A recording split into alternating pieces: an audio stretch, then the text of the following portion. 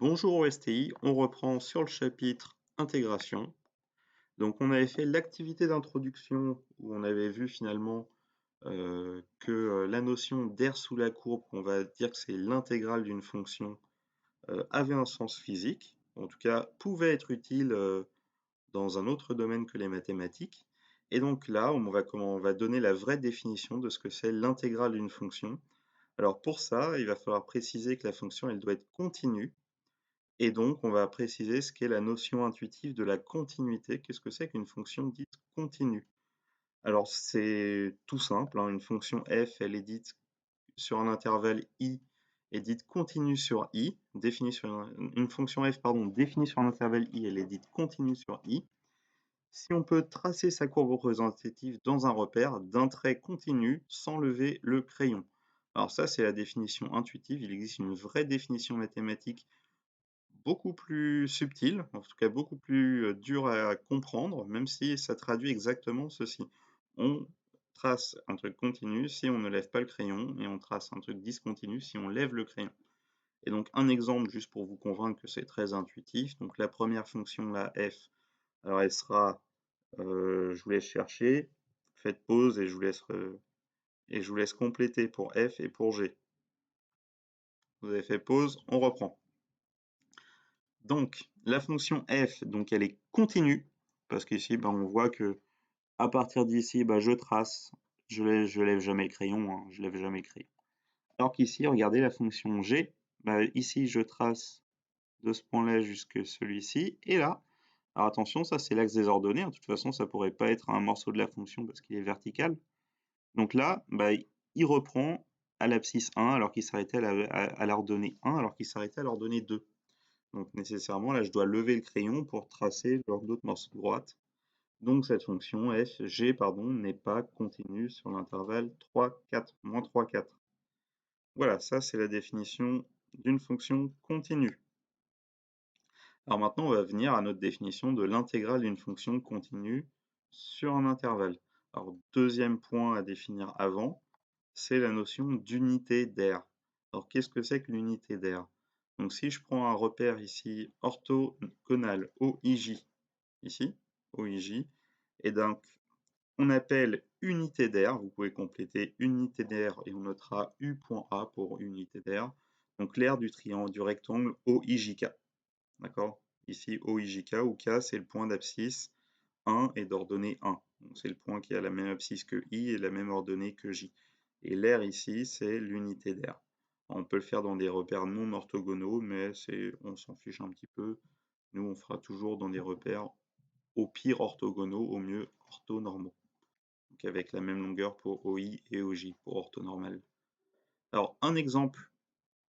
Le repère OIJ, si je vous dis, il est d'unité graphique 5 cm en abscisse et 2 cm en ordonnée. Alors l'unité d'aire est égale à, alors faites pause, essayez de compléter. Donc ici, c'est l'aire du rectangle OIJK. Et donc, c'est 5 cm fois 2 cm égale 10 cm au carré. Alors je crois que j'avais prévu de compléter à la main plutôt. Donc on va reprendre. Ici, on appelle unité d'aire.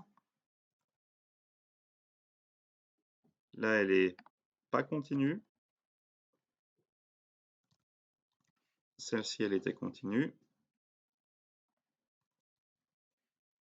Et donc maintenant, ici, donc on a 2 cm fois 5 cm.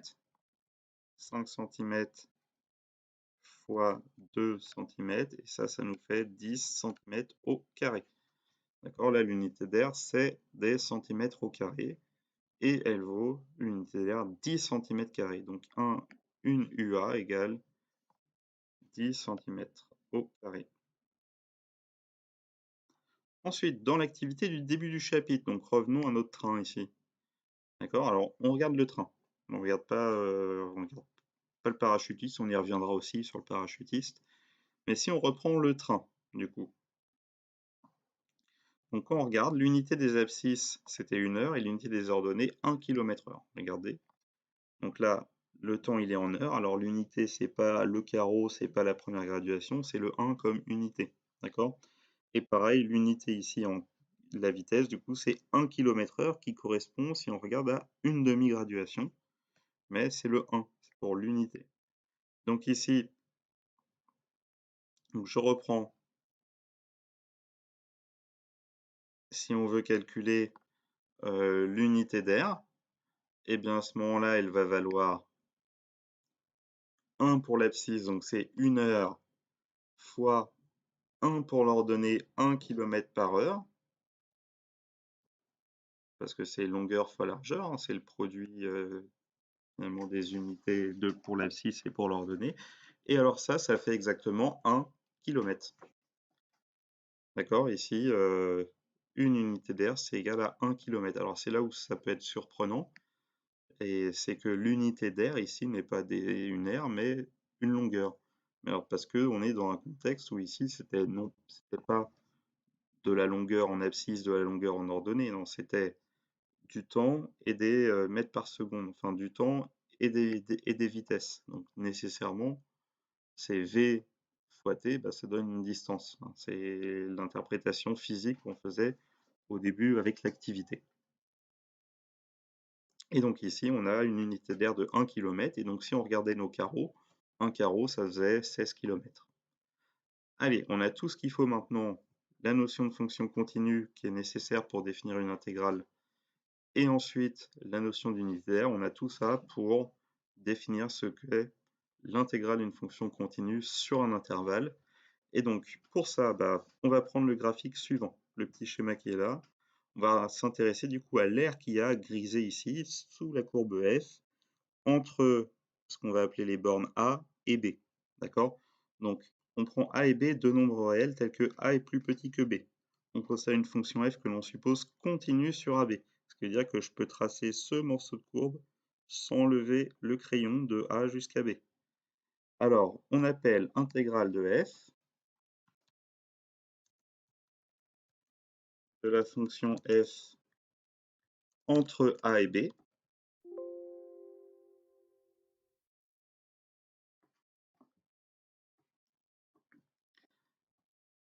Alors, on appelle donc intégrale de la fonction f entre A et B, l'aire algébrique, donc exprimée en unité d'aire du repère, hein, donc là ce serait des kilomètres pour l'exemple du train, de la partie du plan délimitée par, et donc là on délimite cette aire-là. Donc si on veut la délimiter au-dessus, ça va être la courbe représentative.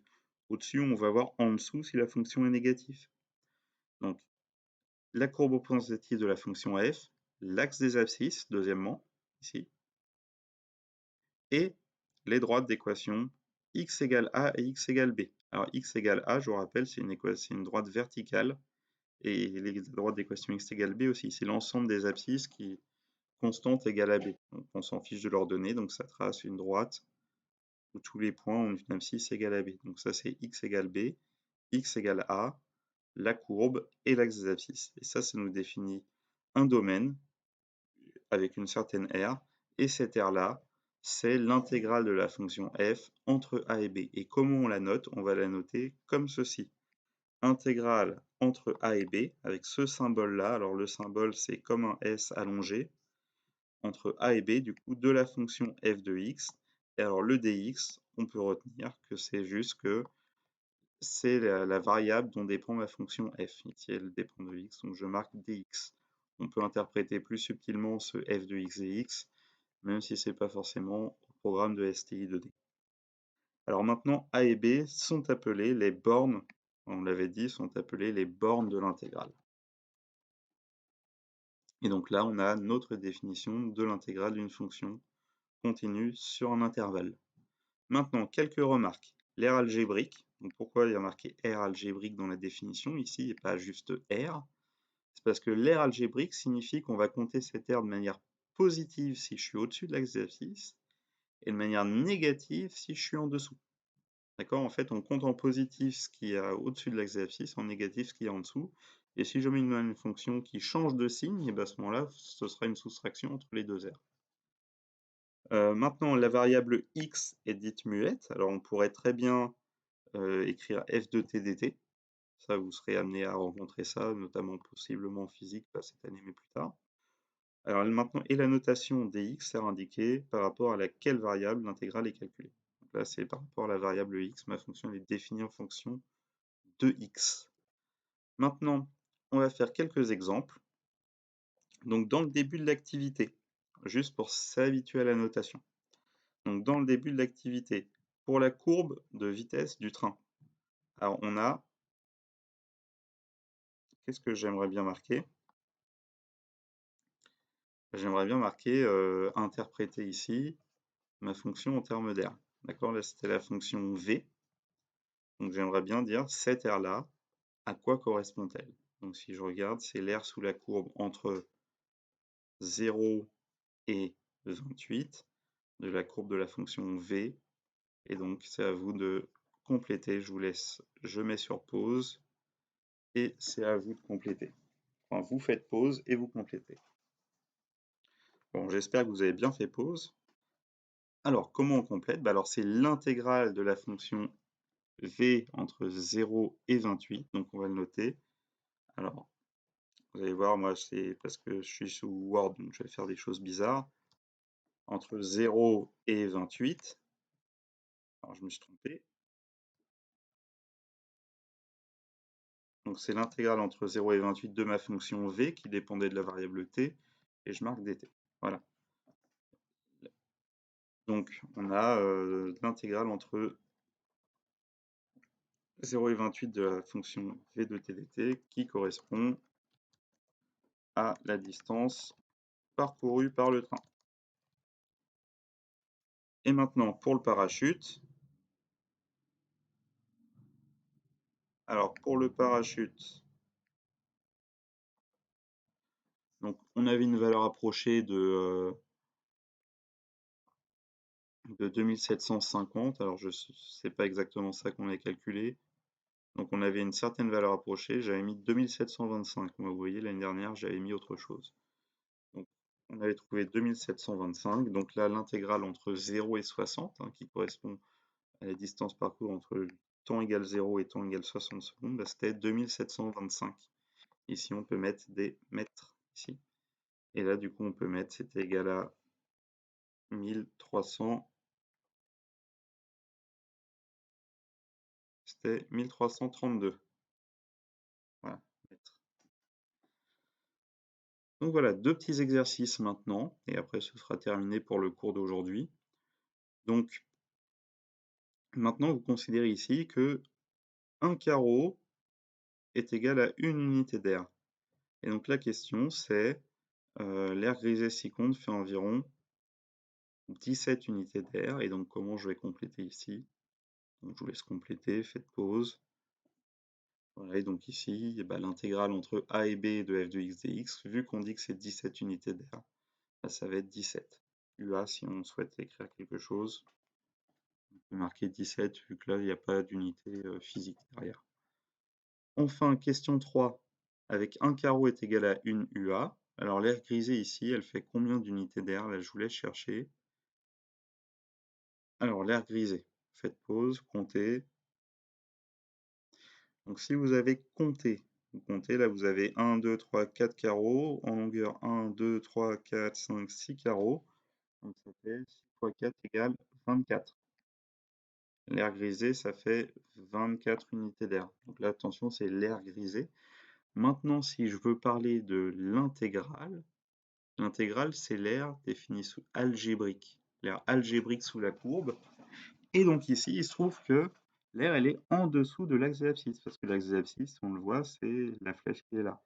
Et donc, comme c'est en dessous de l'axe d'abscisse, c'est exactement, non pas 24 le résultat, mais du coup, si je veux, ça va être moins 24, parce que je vais compter en négatif. Ce sera moins 24 ici. Et maintenant, alors, il reste à compléter. Qu'est-ce que je mets ici? C'est les bornes de l'intervalle de définition. En tout cas, c'est les bornes du domaine ici, pardon. Donc là, je vois que c'est moins 4 ici et 2. Donc là, je vais mettre moins 4 et 2. Et donc, on obtient l'intégrale de la fonction f entre moins 4 et 2 est égale à moins 24, ce qui correspond à une aire de 24 comptée négativement. Bien, j'avais dit que c'était terminé, mais non, il y a une dernière chose à faire pour aujourd'hui. Et donc, c'est les méthodes pour calculer des intégrales dans un cas simple. D'accord? Là, pour l'instant, ça, vous avez vu, à nouveau, on fait une estimation simplement, on ne fait pas un calcul précis, alors que là, on est capable de faire le calcul précis parce que là, j'ai des droites. D'accord? En fait, dès l'instant que j'ai des droites ou des droites penchées, entre guillemets, on va dire, enfin des fonctions du coup affines, ça va être simple. Du coup, la méthode, c'est le calcul d'intégrale dans le cas des fonctions constantes et affines. Et donc la méthode sera la suivante. Donc premièrement, si on vous donne la fonction, il faut tracer la courbe représentative. Deuxièmement, si on vous dit de calculer l'intégrale entre un nombre et un autre, il va falloir assurer le domaine qui correspond à ce qu'on veut calculer au niveau de l'aire. Et après, on va calculer l'aire de la zone assurée. Donc premièrement, si f est constante, à ce moment-là, l'aire est un rectangle ABCD et on fait longueur fois largeur. Alors, si j'ai une fonction constante, ici, l'aire c'est longueur fois largeur. Et maintenant, si f est affine, non constante, donc ici la représentation graphique c'est une fonction, une droite, mais non pas parallèle à l'axe désordonné, elle est différente. Et donc, à ce moment-là, il va falloir découper la zone assurée en un triangle et un rectangle. D'accord? En fait, et ça, on va le faire sous GeoGebra. Donc, je coupe en deux, un rectangle, un triangle, et après, je calcule les deux. J'ai l'aire de mon rectangle, c'est longueur fois largeur, et j'ajoute l'aire de mon triangle, c'est base fois hauteur. Et ensuite, on conclut. Et donc, l'intérêt de la méthode, c'est de rester sur une vision géométrique. Là, si je peux calculer facilement l'aire d'un rectangle, etc., je le fais. Ce sera mieux que de calculer par un gros calcul comme on sera amené à le faire après, s'il peut se faire très facilement parce que c'est une aire qui se calcule de manière géométrique. Allez, c'est à vous. Donc, on va faire ensemble le premier et après ce sera à vous de faire le second. Donc, pour chacune des fonctions f, calculez du coup l'intégrale entre moins 1 et 2 de f de x et x. Grand A f de x est égal à 5. C'est-à-dire que c'est la fonction constante égale à 5. Donc pour ça, on va sous GeoGebra. Enfin, moi, c'est ce que je vais faire. Donc on veut la fonction constante égale à 5. Donc méthode, c'était de tracer la fonction. Voilà. On a notre fonction qui est tracée ici. J'épaissis pour qu'on puisse bien la voir. Donc ça, c'est ma fonction f. On vous dit ensuite que donc il va falloir assurer la zone correspondant à l'intégrale à calculer. Donc ici, moi, je veux l'intégrale entre moins 1 et 2. Donc ce que je vais faire, c'est... Alors je vais peut-être faire comme ça, moi, un segment entre moins 1 et 2. Alors moins 1, c'est l'abscisse, donc je rejoins verticalement ma courbe à ce moment-là. Et 2, donc je rejoins aussi verticalement cette courbe-là. Donc là, je ne vais pas assurer parce que c'est pas très simple sous GeoGebra. Mais ce qu'il va falloir faire, en fait, le domaine qui m'intéresse, alors est-ce que ça marche si je fais ça?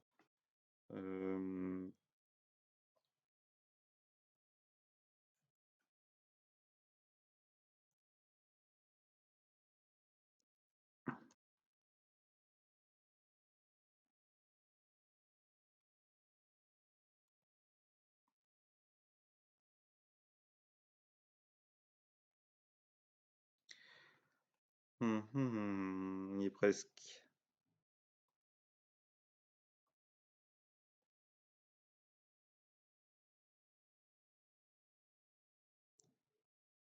Bref, ça veut pas marcher. Faudra que je regarde comment ça marche. Mais l'aire assurée, c'est l'aire qu'il y a entre A, B, D et C, là, entre ces 4 points-là. Et donc, il va falloir calculer l'aire. Donc là, rien de plus simple, donc ça, c'est à refaire ici. D'accord? Et donc, on va rédiger comment? On va dire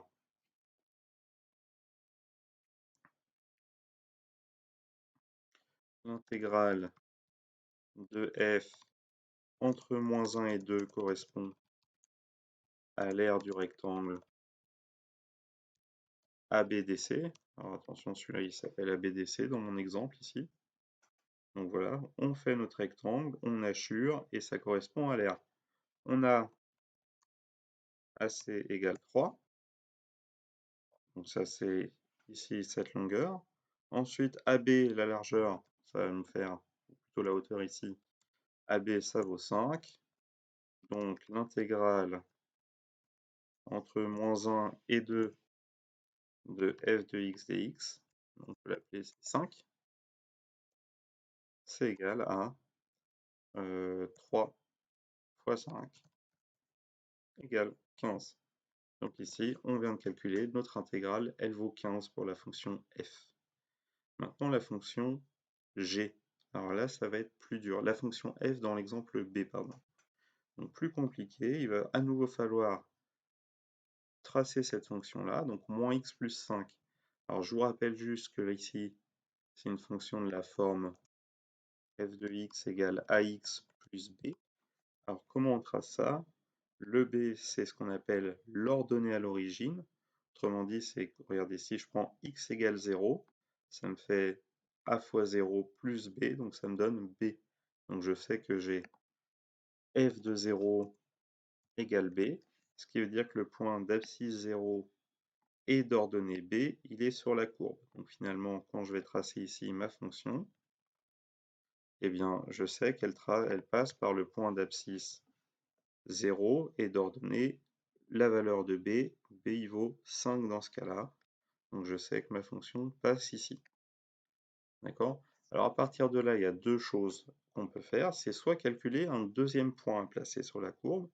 Si je fais f de 1, alors f de 1, mon exemple, ça va me faire moins 1 plus 4, ça va me faire moins 1 plus 5, pardon, égale 4. Donc du coup, j'ai un point de coordonnée 1, 4 qui est sur la courbe, et à ce moment-là, je peux tracer ma droite AB, qui est la représentation graphique de ma fonction affine. Sinon, une autre façon de faire, c'est qu'on sait que le moins 1, le moins ici, le nombre devant x, et le coefficient directeur pardon, de la courbe. Et donc comme c'est le coefficient directeur, ça veut dire si je me déplace de 1 vers la droite, eh bien je dois me déplacer de la valeur du coefficient directeur vers le haut, s'il est positif, ou vers le bas, s'il est négatif. Donc ici, 1 vers la droite, 1 vers le bas, du coup, et donc je tombe sur le point B. Ça me crée mon deuxième point, et à nouveau, je trace. Donc en fait, il y a plusieurs façons de tracer notre fonction affine. C'était un petit rappel. Et maintenant, il va falloir calculer l'aire ici de l'aire du domaine délimité par la courbe, l'axe des abscisses, et mes deux droites, celle-ci, abscisse moins 1, c'est l'intégrale entre moins 1 et 2, donc abscisse moins 1, et abscisse 2. Donc l'aire ici, c'est l'aire que vous voyez comme ça. Donc là, c'est non plus l'aire d'un rectangle, non pas l'aire d'un triangle, mais l'aire d'un trapèze. On peut aussi vous tourner la tête, on a plus l'habitude de le voir dans ce sens-là, le trapèze. Et donc, comment on découpe l'aire d'un trapèze? En fait, le trapèze, c'est rien d'autre qu'un rectangle plus un triangle. Si je regarde ici, j'obtiens un triangle là-haut et j'obtiens un rectangle en bas. En plus, ici, c'est un carré, mais dans le cas général, ce sera un rectangle. Et donc, si je veux calculer l'aire ici, eh bien, il va falloir que je calcule l'aire du carré qui est là, de mon rectangle, et l'aire de ce triangle. Alors, comment on obtient l'aire du triangle?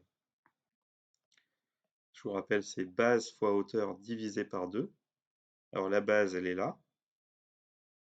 C'est la longueur, c'est 2 moins moins 1, c'est 3. La hauteur, ici, c'est à nouveau 3. Et donc, on fait diviser par 2. Ça va faire 9 divisé par 2. Et là, à nouveau, avec raisonnement géométrique, là, ça va être 9 ici, l'aire de mon carré. Donc, c'est parti. Donc, premièrement, vous faites, donc, dans la méthode, ce que vous faites ici, c'est que vous me tracez la courbe représentative comme on vient de voir. Alors là, en plus, elle va dépasser un peu ici. Après, vous allez me faire le hachurage de la zone qui correspond à l'aire à calculer. Et enfin, on va calculer l'aire. Donc ici, on va remplir ensemble. F est non constante.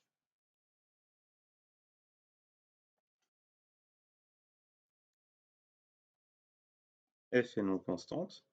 Donc qu'est-ce qu'il faut que je calcule? Il faut que je découpe en deux. Alors, mettez les mêmes lettres qu'ici. Alors peut-être ça, ce sera pas intéressant. Maintenant, nos points. Alors ce point-là et celui-ci, on s'en fiche. D'accord? Par contre, mettez les autres, on va garder les mêmes notations, c'est pas bien grave. Donc ici, l'aire sous la courbe, elle va être découpée en l'aire du triangle DFG et l'aire du rectangle CGFE. Donc on va pouvoir dire l'aire, l'intégrale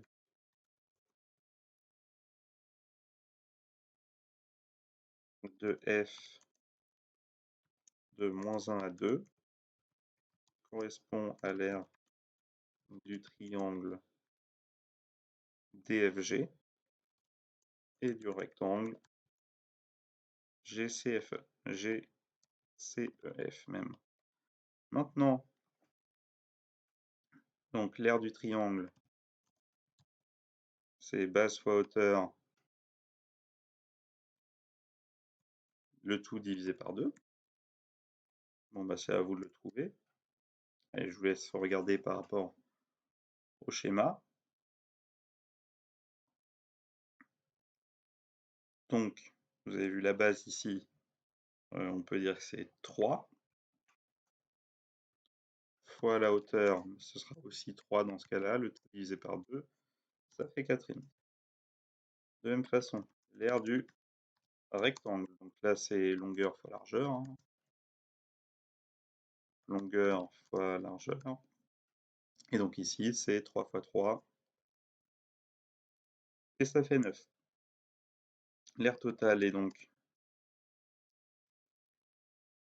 alors ça me fait 13,5. Et maintenant, on s'interroge, on se pose la question, est-ce que cette aire-là, elle est située au-dessus de la courbe ou en dessous? Là, elle est bien au-dessus de la courbe dans son entièreté, donc on va tout compter en positif. Donc le total fait 13,5, donc ça veut dire que l'intégrale entre moins 1 et 2 de ma fonction f de x dx, c'est égal à 13,5. Et donc on vient de calculer l'intégrale d'une fonction affine entre deux bornes. On a fait la fonction constante dans le cadre précédent, et maintenant vous allez avoir des exercices à faire pour la fin de la deuxième heure, et on s'arrêtera là pour jeudi. Et donc j'espère que vous avez bien compris. Vous pouvez toujours relancer la vidéo s'il y a des points que vous n'avez pas compris, que vous avez besoin de réécouter. Si jamais c'est pas très clair parce que tout est fait en une prise, ça veut dire que parfois je peux bafouiller. Il y a des fois où j'ai pu dire des erreurs. Il y a toujours des moyens de me contacter, vous savez lesquels. N'hésitez pas à les utiliser et travaillez bien pour les exercices qui sont, que je vous donnerai sur le cahier de texte. Allez, bon confinement à tous.